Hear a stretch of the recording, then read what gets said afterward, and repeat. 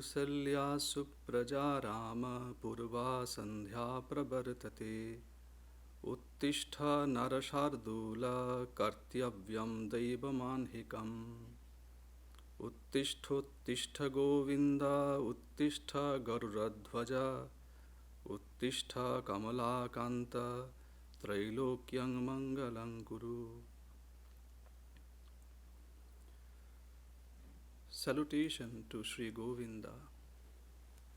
O Rama, the most excellent son of Kaushalya. In the east, the dawn is fast approaching in this beautiful juncture of night and day. Please wake up in our hearts. O Narashardula, the best of embodied personalities, so that we can perform our daily duties as divine rituals unto you, and thus do the ultimate duty of ourselves. In this beautiful dawn, wake up, O Rama, within our hearts. Wake up, O the one with Garuda in his flag. Please wake up, O beloved of Kamala, and fill the hearts of the devotees in the three worlds with the auspicious bliss of your presence.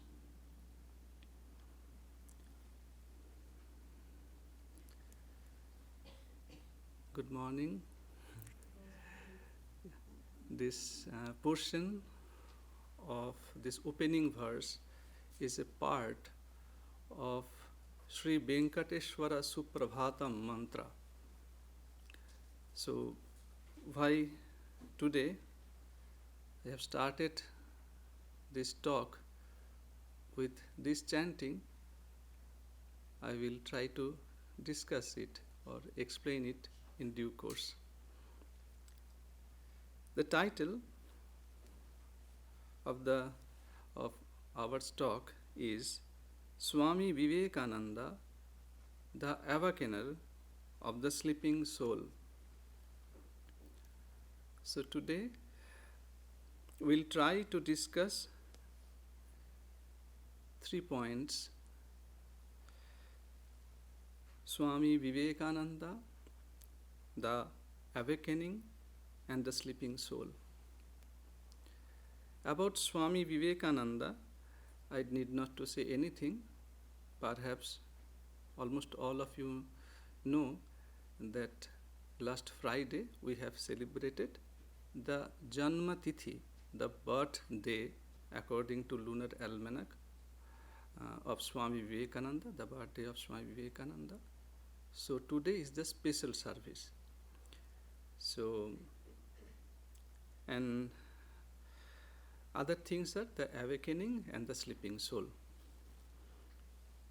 But the question is, do we have anything to do with such a title that we are now going to discuss? Nobody is here is sleeping, I hope. And I confirm you got up in the morning and drove your car, or in other ways perhaps you have come here. But your presence, my presence, our attention, my effort says that in somewhere in deep in our mind, we know, we feel like we are awake, but we are not awake, maybe partly. Somewhere we know. The Prince Siddhartha, the pre-monastic or the childhood name of Buddha Deva, of Buddha, Siddhartha, son of King Suddhadana, and Maya Devi. His mother's name was Maya Devi. So,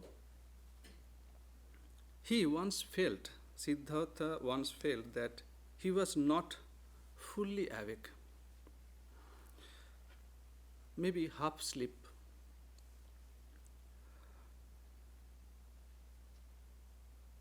I think there is there is a common thing between our so-called this state of awakening and sleep. During sleep, sometimes we see dreams. In dream, what happened? We cannot control, we do not have any control over the flow of dreams. We cannot say, stop now. When we are sleeping in our bed, maybe during night or maybe any time during the daytime,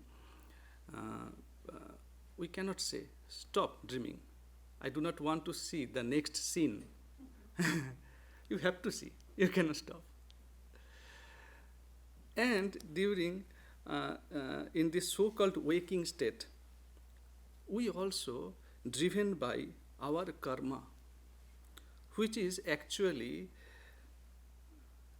the result of our past impressions that are embedded in our subconscious mind. We forced to, sometimes we think, we can think freely, but no. If you are attentive enough, if you have some kind of, you have already tasted the taste of introspection, sometimes I think, I'm sure you have felt that, that it is subconscious minds that handles what you are going to do, what you are going to think, how you are going to react. So this helplessness, I think sometimes, is the common characteristic between our this so-called waking state and in our dream state. We cannot regulate fully. So that's why this is the reason we strive to reach the point where we have the freedom to control the flow of the circumstances in our waking state and the flow of dream in our dream state. Over a century ago, Sir Edwin Arnold wrote a book called The Light of Asia, which went on to become quite popular. Probably, I think not probably, Girish Chandra Ghosh admitted that. In Gospel, we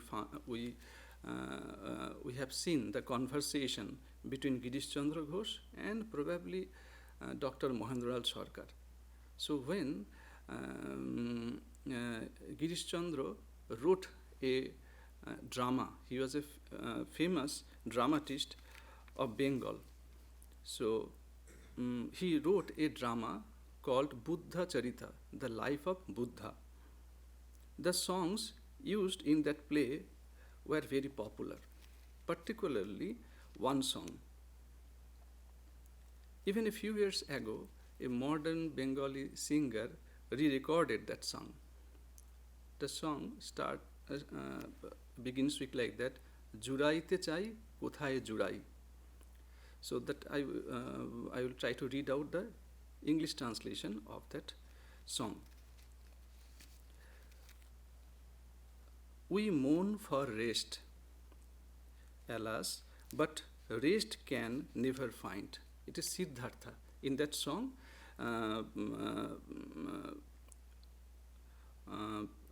that the mental, Prince Siddhartha's mental condition is discussed in that song. It is argued here that just as not every question has a response in a dream, similarly, not every question has an answer in this waking world, waking state, giving the impression that we are not entirely awake. So 2 points we have discussed. One is that helplessness, and we don't have the answer of every question in both state, in dream state and so-called this awakened state. We mourn for rest, alas, but rest can never find. We know not whence we come, nor where we float away. Time and again we tread this round of smiles and tears, In vain we pine to know whither our pathway leads, and why we play this empty play. We sleep, although awake, as if by a spell bewitched. Will darkness never break into the light of dawn? As restless as the wind, life moves unceasingly. We know not who we are, nor whence it is we come. We know not why we come, nor where it is we drift. Sharp woes dart forth on every side. How many drift about, now carefree, now drowned in tears. One moment they exist, the next they are no more. We know not why we come, nor what our deeds have been, nor in our bygone lives how well we played our parts. Like water in a stream, we cannot stay at rest. Onward we flow for evermore. Burst thou our slumbers burst, O thou that art awake. How long must we remain enmeshed in fruitless dreams? Are you indeed awake? Then do not longer sleep. Thick on your lies the gloom fraught with a million woes. Rise, dreamer, from your dream, and slumber not again. Shine forth, O shining one, and with thy shafts of light, slay thou the blinding dark, our only Saviour thou. We seek deliverance at thy feet. It's a whole song, big song, quite long. In the original book, this song was sung by the gods, that in Light of Asia, as if they were whispering in the language of wind to convey their message to Siddhartha. Siddhartha was resting in that particular scene. Siddhartha was resting on a soft bed at night with his wife Yashodhara by his side. Siddhartha became restless after hearing this song. Perhaps I think all of you know the story of Buddha, how his father arranged to keep him in the palace, but he failed. So it is that moment it is happening. So he was in the palace. It was as if the gods came to his ears and said to him, O Siddhartha, you should not lie like this. The people of the world cannot see the way. They are crying in the wave of grief. Will you show the way of light? In the original book. But thou, that Edwin Arnold wrote in that way. But thou that art to save, thine hour is nigh. The sad world waiteth in its misery. The blind world stumbleth on its round of pain. Rise, Maya's child, wake, slumber not again. Maya is the name of his mother, Siddha mother. We are the voices of the wandering wind. Wander thou too, O Prince, thy rest to find. Live love for love of lovers, for woe's sake. Quit state for sorrow, and deliverance make. There was a strange similarity between Buddha and Vivekananda. How strange. In 1896, 7th June was the date,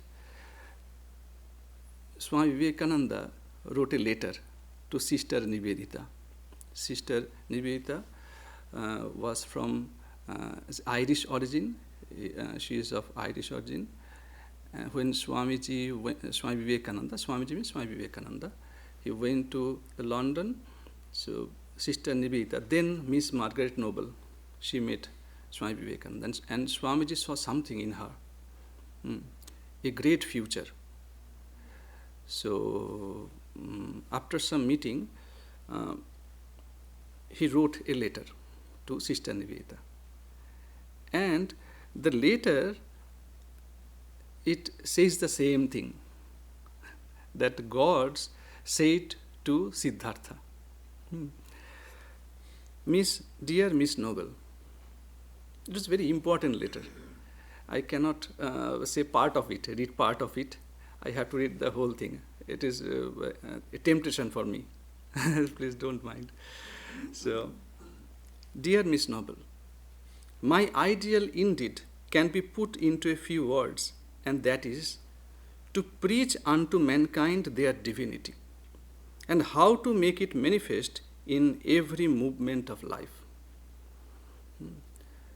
The summary of complete verse, nine volume, so in 2 sentences. This world is in chains of superstition. I pity the oppressed, whether man or woman, and I pity more the oppressors.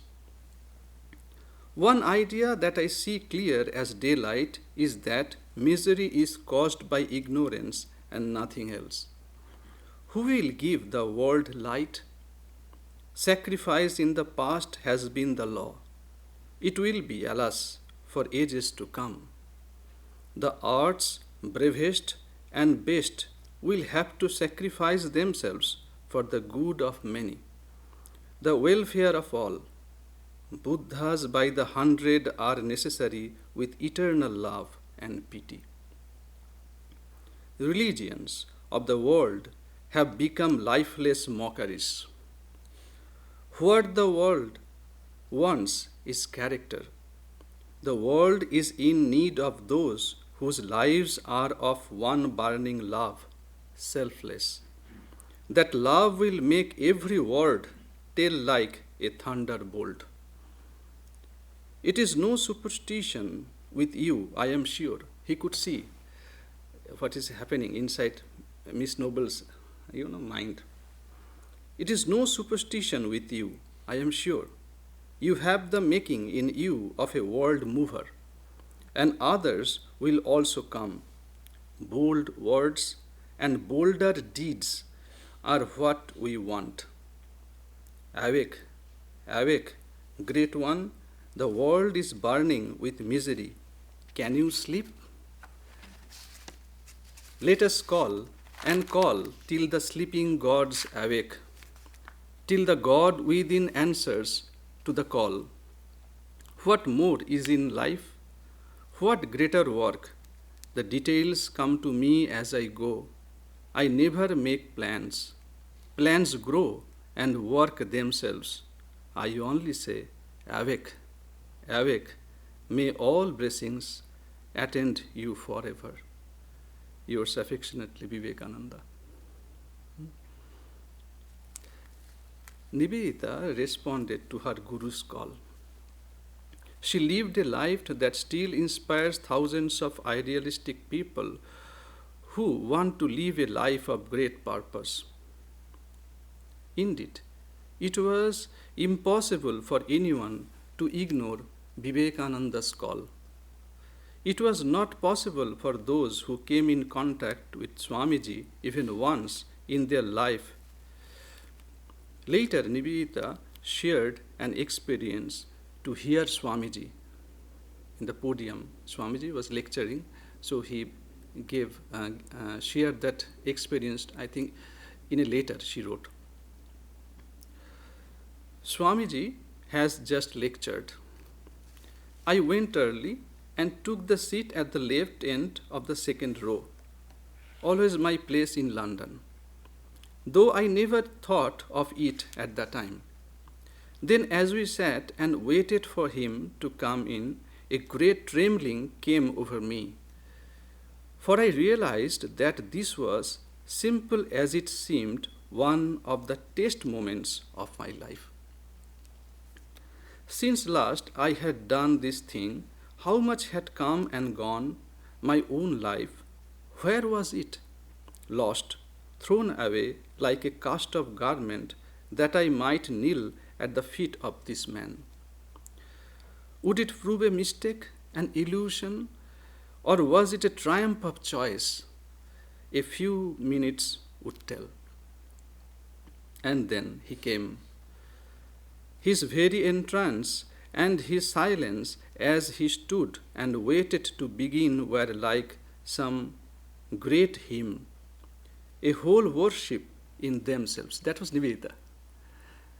And so, the description of the event, the uniqueness of Nivedita's writing.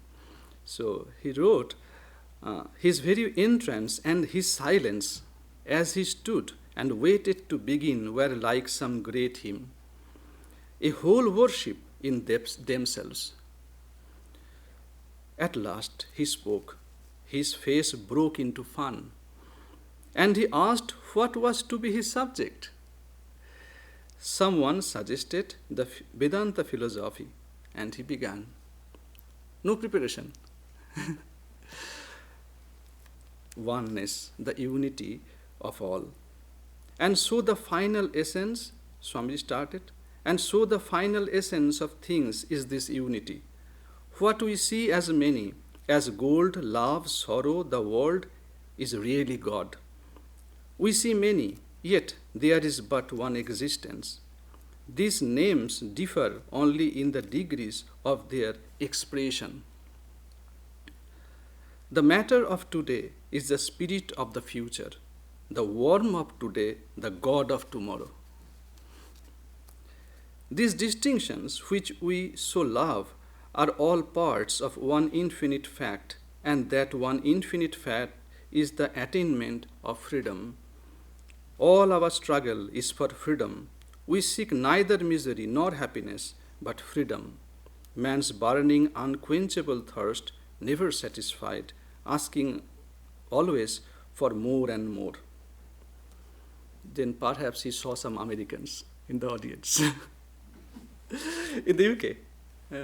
So, you Americans are seeking always for more and more. At the bottom, this desire is the sign of man's infinitude. At bottom, this desire is the sign of man's infinitude. For infinite man can only be satisfied when his desire is infinite and its fulfillment infinite also. So when you desire more, it means you are infinite in your very essence. And so the splendid sentences rolled on, and we lifted into the eternities. Thought of our common selves as of babies stretching out their hands for the moon or the sun, thinking them as babies' toys. We can do it. The wonderful voice went on, who can help the infinite? Even the hand that comes to you through the darkness will have to be your own. And then with that lingering, heart-piercing pathos that no pen can even suggest, we, infinite dreamers, dreaming finite dreams? They are mistaken who say that a voice is nothing, that ideas are all, for this in its rise and fall was the only possible music to the poetry of the words, making the whole hour a pause, retreat in the marketplace of life, as well as a song of praise in some dim cathedral aisle. Romarola, the famed French writer and the biographer of Swami Vivekananda, Sri Ramakrishna, and Gandhi. He, in the biography of Swami Vivekananda, he gave some idea of Swamiji's voice and his presence. He wrote, his words are great music, phrases in the style of Beethoven, stirring rhythms like the march of Handel choruses. I cannot touch this saying of his, scattered as they are through the pages of books at 30 years distance. When he wrote, it was almost 30 years past after Swamiji's demise. Without receiving a thrill through my body like an electric shock. And what shocks? What transports must have been produced when, in burning words, they issued from the lips of the hero. Imagine the thunderous reverberations of these words. The storm passed, it scattered its cataracts of water and fire over the plain, and its formidable appeal to the force of the soul, to the God sleeping in man and his illimitable possibilities. I can see, he was of a poetic mood. I can see the mage erect, his arm raised like Jesus above the tomb of Lazarus in Rembrandt's engraving, with energy flowing from his gesture of command to raise the dead and bring him to light. But his eminent characteristic was kingliness. He was born a king, and nobody ever came near him, either in India or America, without paying homage to his majesty. It was impossible to imagine him in the second place. Wherever he went, he was the first. Everybody recognized in him at sight the leader, the anointed of God, the man marked with the stamp of the power to command. A traveler who crossed his path in the Himalayas without knowing who he was stopped in amazement and cried, Shiva. In this context, we can remember. So there are many like incidents. But now we are talking about Swami Vivekananda, the Awakener. In this context, we can remember the words of Swami Turiyananda, one of the brother disciple of Swami Vivekananda and a direct disciple of Sri Ramakrishna. So he wrote, it was in Bengali, but we'll try to put it in English. Swamiji was a man of sattva guna. Sometimes we think warrior monk kind of. Generally, we love to think like that.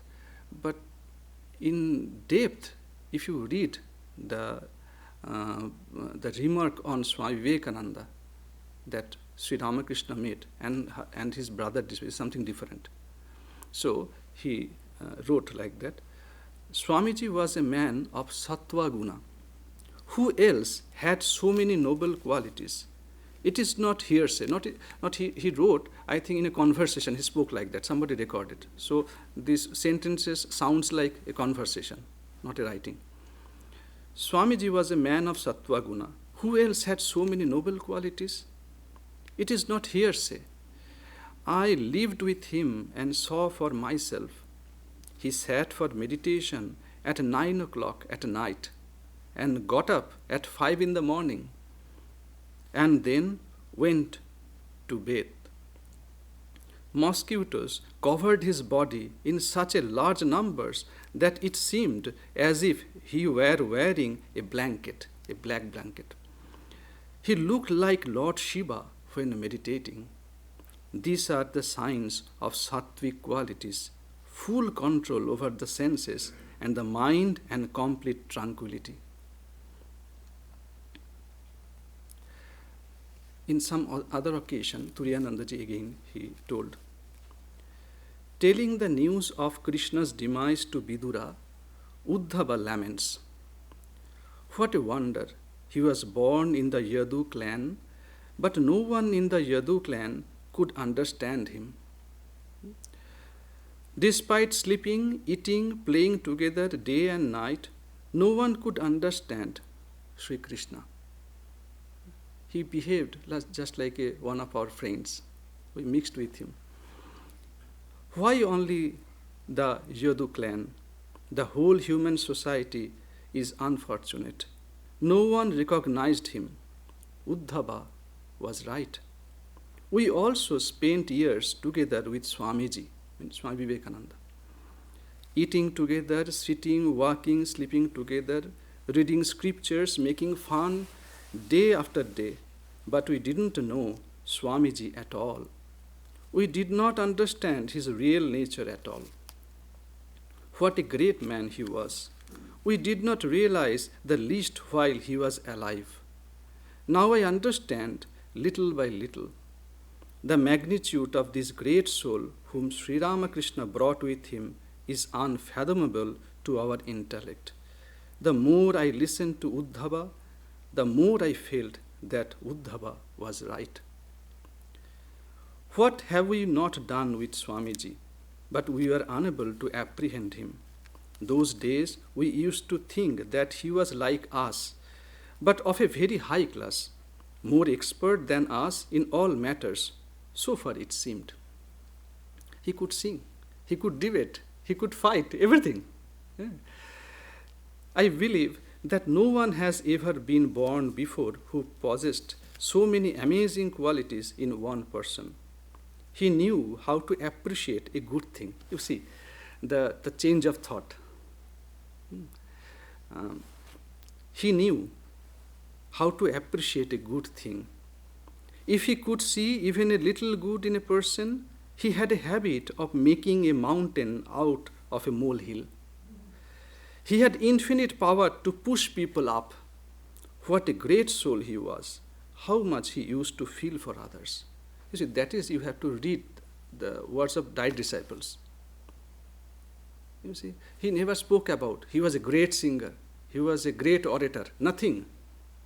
What struck the Turiyanandaji, it is his feeling for others and how he used to, he had infinite power to push people up.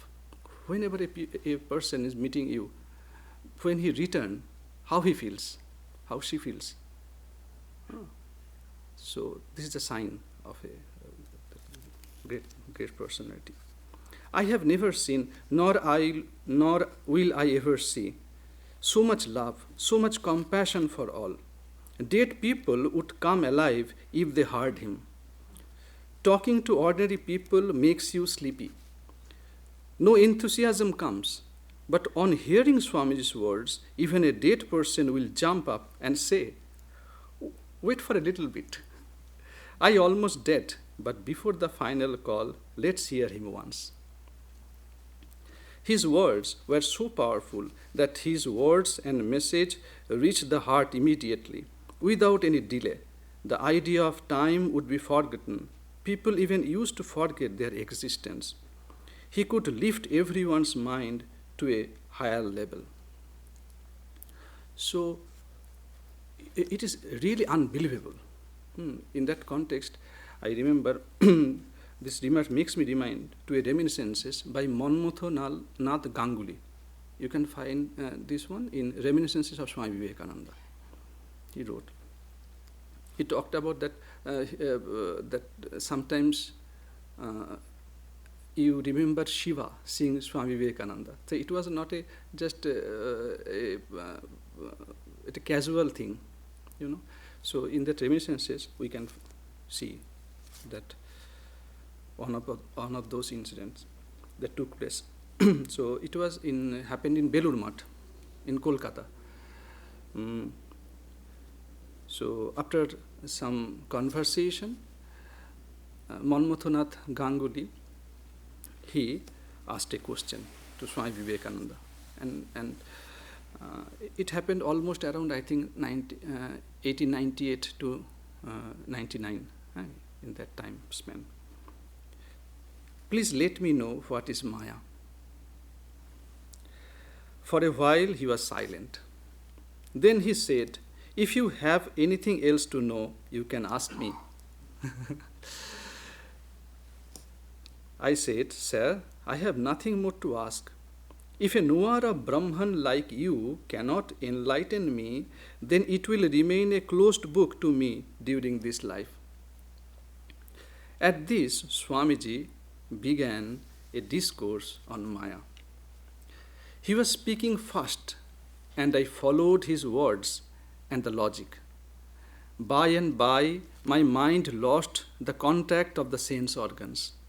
I experienced a subtle world around me, which was much finer than the gross world.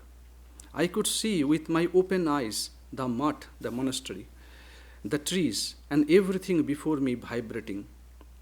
If you look above a large fire, you can see a vibration. The objects were oscillating and vibrating before my eyes, just like that. I was conscious of my uncommon experience and asked myself, what is, what is this that I see? What's happening? I looked around me and saw there was a vibration everywhere. Slowly, even Swamiji vanished from my eyes. Even then, I could hear his voice, but I did not follow its meaning. Then suddenly, I was aware of a vibration within my brain, and there was only the void. Again, I could see and hear the Swami, and then followed the meaning as well. But my mind was conscious of my ego, that I. And it no more exerted as it did before, as I thought that I knew the meaning of Maya. I, who never had the courage to speak before the Swami, considered myself a bubble in the ocean of Maya, in which the Swami was also another. The difference was lost to me for the moment. The giant personality of the Swami and his great spiritual power and everything seemed to be a coincidence in the ocean that Swamiji called Maya. But it was nothing but an undivided Chit, the cosmic consciousness. Then I said, Swamiji, you are also in the Maya. Your activities of the math means monastery, schools, Daridra Narayana Seva, it means service of God in the poor, hospitals, the mission, everything is Maya. What is the need of all this? You yourself are within the meshes of Maya. At this, he smiled and kept quiet for some time. It was through his grace that I myself was one with the Maya, and now again I entered the little shell of my own self. I saw the math, the Swami, and everything once again in its true perspective. That is, the one I was used to have before this experience. A little time before I had spoken with a high-pitched voice and that inefficient manner, and now I was ashamed for having done so. Swamiji and myself were not of the same substance anymore, and I felt the vast difference. Swamiji must have known that now I was normal once again. Then he said, yes, you have said right. I am playing with Maya. If you do not like this play of Maya, you can go in a deep cave of the Himalayas. There you can get yourself lost in spiritual effort. The difference is, you are in Maya, but I am playing with Maya. So Turiyananda is that last word. Swamiji suddenly departed from us. As the days go by, it seems, why didn't I mix with him more? Why didn't I listen to him more? Actually, Turiyananda was here. He was in Shanti Ashram in San Antonio Valley, California, I think. He was there. So he felt something. He wanted to return India. So, and many things happened in that moment. So, he decided, I will return. But in the, when he was in, I think, Singapore maybe, or Rangoon, suddenly he saw in the newspaper, Swami Vivekananda has passed away. He that threw away all of his Western costume in the ocean. So he felt actually Swamiji also in Belur Math. He told somebody to send a it is in Bengali tar wire kind of thing in those days to connect people. It was you can reach very quickly. So the person to whom Swamiji gave that instruction, he thought it is not an emergency. He sent the ordinary mail. That's why it reached late to Swami Turiyananda. So Turiyananda, that's why he felt that way. He never expected Swamiji will leave them so early. So he is saying, Swamiji suddenly departed from us. So in Bengal it is, Swamiji amader phaki diye chole gelen. As the days go by, it seems, why didn't I mix with him more? Why didn't I listen to him more? But we, the people of the present generation, are not completely unlucky. We have these memoirs, the complete works of Swami Vivekananda, through which we can get a touch of him. Once Swamiji himself said that when I wouldn't be here, these books would do my work.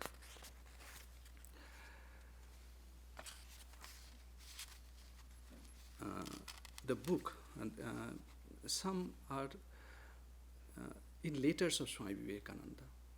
The conversation with Swami Vivekananda, you can feel different Vivekananda. In writing, there is a Vivekananda, but in the conversation, as if you are facing him. So, in the book, talks, I think Swami Shivarchanananda talks with Swami Vivekananda, maybe that book, talks with Swami Vivekananda. Shivarchananda Chakraborty, he recorded some of these divine scenes. One day he was talking with Swamiji. To Swamiji, what he told. This Atman, it happened again in Belur Math. This Atman is altogether dormant in matter. In man, designated as a living being, it is partially conscious. While in personages like Sri Krishna, Buddha and Shankara, the same Atman has reached the superconscious stage. There is a state even beyond that which cannot be expressed in terms of thought or language, abang manasa gocharam. We call this the fully awakened state. Then that Buddha, he was Siddhartha, so we gave the name Buddha, the awakened one. In Siddhartha he was awaked. He was awakened. No, but in Buddha state he was truly awakened. Or sometimes we call Para-Buddha or Sam-Buddha, same thing, who is fully awakened. Always talk and hear and reason about this Atman. By continuing to practice in this way, you will find in time that the lion will wake up in you too. Lion means Brahman. Go beyond all those relative attitudes, mere sports of the mind. Listen to what Yama says in the Katha Upanishad.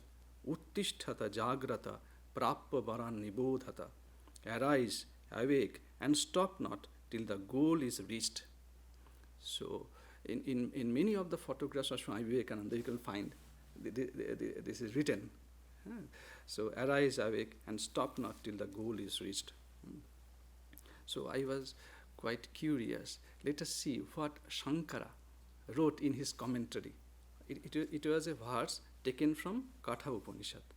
And Acharya Shankara, he wrote a commentary on that Upanishad. So I have little curiosity. Let us see what Shankara said. So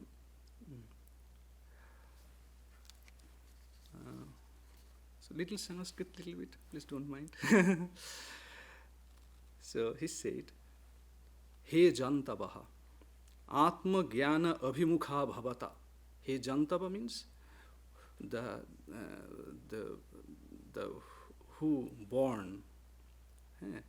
All in Jantus, in ordinary Hindi, ordinary Sanskrit, ordinary Bengali, Jantu means we think about animal. No. Who have taken birth is Jantu. So, He Jantava, Atma Jnana Abhimukha Bhavata, Jagrata, Ajnana Nidraya Ghora Rupaya, Sarva Anartha Bija Bhutaya, Shayam Kuruta. I am going to be English, no more. So, he's saying, just as the water in a mirage, the snake on a rope, and dart in the sky are eliminated through the perception of the real nature of the mirage, rope, and the sky. Similarly, by dissolving in Purusha, the self, through the knowledge of the true nature of one's own self, all that is projected by unreal ignorance, that is characterized by action, instrument, and result, and that is but constituted by the three name, form, and action. One becomes established in the self and peaceful in mind. They give three examples. Mirage, in the desert you can see. So it is unreal. Again, snake in a rope, suddenly at night you can, if you look at a rope, oh, is that snake? And sometimes the dart in the sky. If you look at now sky, it is cloudy. So the real sky is colorless, but you feel some dart is there. So what you need? You need to know the real nature of desert, where you can understand it is unreal mirage, and it is rope only. And the sky has no color. This real knowledge you need. You creatures who are sleeping in ignorance that has no beginning, uttisthata, arise, turn toward the knowledge of the self. Jagrata, awake. It is not enough to arise. You have to awake. Put an end to the sleep of ignorance, which is terrible by nature and is the seed of all evil. How to put an end to it? Prapya, approaching the adorable one, the excellent teachers who know that self.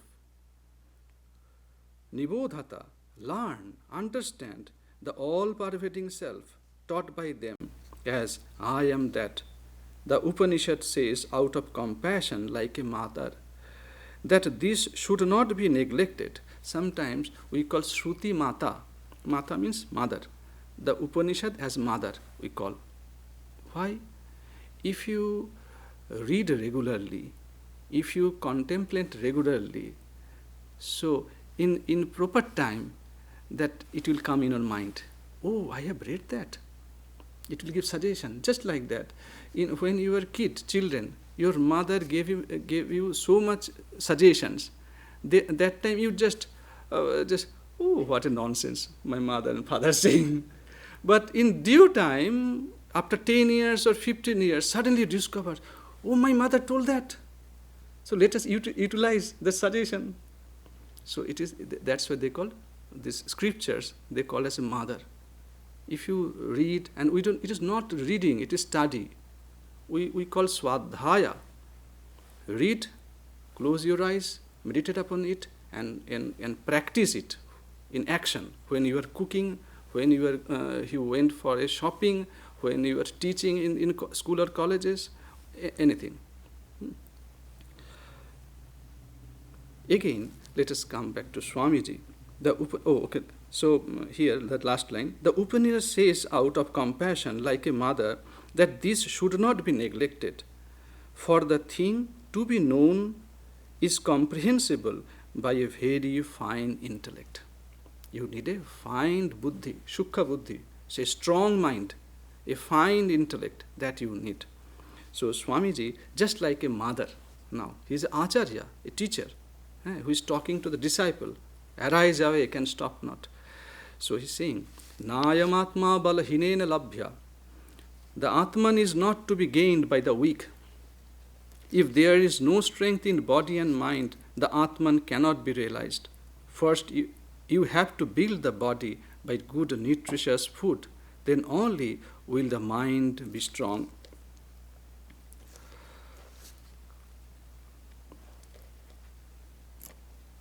The mind is but the subtle part of the body. You must retain great strength in your mind and words. I am low, repeating these ideas in the mind, man belittles and degrades himself. Therefore, the scripture says, he who thinks himself free, free he becomes. He who thinks himself bound, bound he remains. This popular saying is true. As one thinks, so one becomes. Swami Shuddhananda, one of the Swamiji's disciples, remembered a Gita class, a class on Gita, taken by Swamiji. So he remembered that teaching all throughout all his life. Swami Shuddhananda, again, excellent person. So in that Gita class, what happened? From his memory, he wrote that whatever Swamiji told, he discussed in that class. Then it was incorporated in complete works. A tremendous memory Shuddhanandaji had. So what was that verse? So he used to say that, Swamiji said that in that class, if one reads this one sloka of Gita, Klaibyang mashma gamah partha naita tayyupapadyate shudrang hridaya daurvalyam taktottishtha parantapa. One gets all the merits of reading the entire Gita. For in this one sloka lies embedded the whole message of the Gita. So, what is the meaning? So, let us take help of Ranganathanandaji. So, he told, this is a powerful verse. Klaibyang means, he told chicken-heartedness. I love to say spinelessness. Klaibyang means spinelessness. You can say weakness. Absolutely no strength, no manliness in it. Mashma gamah partha, don't fall a prey, O Arjuna, to this meanness, this spinelessness. Why? Naitat tai upapadyate. This does not befit you. That is the word. You are so heroic, you are so noble, you are so great. This behavior does not befit you. This is a wonderful idea. Whenever we read this part of the verse, we like this wonderful sentiment fit for telling everyone. It does not befit you. You are so good, you are so noble. The way you behave does not befit you. That will bring the best out of a person. So this approach of naita tai upapadyate, it does not befit you, can be an educational maxim for parents and teachers with respect to children, and generally also for men and women when they deal with each other. This behavior does not befit you. That means you respect the person. He or she has forgotten his or her true nature and doing something below his or her dignity. So, this appeal is a positive appeal. It has the power to evoke the best in you, the best in the listener. Sri Krishna is telling Arjuna, this is not your true form. Some maya, some ignorance, for the time being has come upon your mind. This weakness, this dejection, what is called a nervous breakdown, is not your true form. When we have a nervous breakdown, how weak we become? We become like a baby. So before every struggle, sometimes it comes to us. So that thing we have to remind. There is a phrase, art of awakening. Krishna knew that. Buddha knew that. Vivekananda knew that. There is a beautiful tradition also in India. Different gods are worshipped in different temples in different ways. If you go to a temple in India, particularly old temple, traditional temple, when we worship and do the service to the god, we call Atma Bhat Seva. As human beings, we serve the deity, the god, exactly as we need it. As if he or she were our beloved one of our own family. This time, he must be hungry. So let us offer some food. This is a time to take a rest. So we also take rest. We'll give them. So it makes some kind of intimate connection with the divinity. So now you may remember we have started our today's talk with a particular chant. So in that chant, what we did. So actually when we the deity, generally we, when you, before you close the temple, we give, you generally, he was given rest before closing the temple at night, generally before closing the temple. Again in the early morning, generally he was woken up that very sweetly, with a sweet gesture, like calling, now it is the time to get up. So the meaning of these mantras is very beautiful. We have started with this. Kausalla suprajarama purva sandha pravartate uttishta narasardula kartavyam devamanhikam. O Rama, the most excellent son of Kausalla, in the east the dawn is fast approaching. In this beautiful juncture of night and day, please wake up in our hearts. O Purushottama, O Narasardula, O best of men, so that we can perform our daily duties as divine rituals unto you, and thus do the ultimate duty of ourselves. Uttishta Uttishta Govinda Uttishta Garuradhvaja Uttishta Kamala Kanta Trailakyam Mangalam Kuru. Uttishta means that awake. So in this beautiful dawn, wake up, O Govinda, within our hearts, wake up, O the one with Garuda in his flag. So it was a typical mythological, Garuda is the carrier of Vishnu. So his flag is marked with Garuda.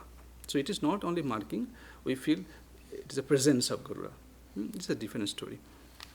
Please wake up, O beloved of Kamala, and fill the hearts of the devotees in the three worlds with the auspicious bliss of your presence. So it was just like an appeal. Just we read from what Ranganathanandaji discussed, that this appeal is a positive appeal. It has the power to evoke the best in you, the best in the listener. To Swami Vivekananda, his religion was man-making religion. The human being for him is an embodied divinity, the heir of immortal bliss. He himself once said that I worship the God whom the ignorant call a human. True religion comes not from the teaching of men or the reading of books. It is the awakening of the spirit within us, consequent upon pure and heroic action.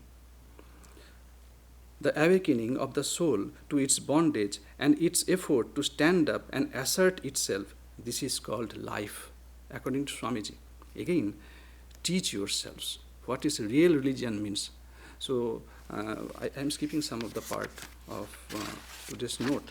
So Sister Nivedita, once she told, one day, as she was from Western background, had some good knowledge on Christianity and all those things. So one day he was sharing his feeling about Thomas à Kempis that morning. So what she wrote, let me read a little. After all, I love Thomas à Kempis, and know it almost off by heart. If only they had told what Jesus ate and drank, where he lived and slept, and how he passed the day, instead of all rushing to put down what he said, those long lectures, why, all that can be said in religion can be counted on a few fingers. The summary of religion, the essence of religion. That does not matter. It is the man that results that grows out of it. You take a lump of mist in your hand, and gradually it develops into a man. Salvation is nothing in itself. It is only a motive. All those things are nothing except as motives. It is the man they form that is everything. So, what is the value of philosophy? What is the value of knowledge? What is the value of religion in your life? It is the development of the character. So, there's he told like that, teach yourself. And I think in Bible, suddenly I got something. Jesus saying, the Sabbath was made for men and not men for the Sabbath. So rituals, religion, it is for you, the man-making religion. So as in traditional way, we invoke the deity in the temples. So Swamiji invoked. He also wrote a mantra. It's not a mantra actually. So it was a poem. So he sent that poem to the Awakened India. It was the name of the poem. So he sent that poem to publish in that newly born Prabuddha Bharata magazine. So if you see that magazine in Sanskrit or Bengali or Hindi, it's called Prabuddha Bharata, and below in English it is written, the Awakened India. So though it was written for this purpose, but its message is universal. I am sure you will have no difficulty in understanding the message. So actually, to you, to me, it was written. So I am reading part of it. It is like that kind of mantra. Then start afresh from the land of thy birth, where vast cloud belted snows do blaze and put their strength in thee, for working wonders new. The heavenly river tune thy voice to her own immortal song. Deodar shades give the eternal peace.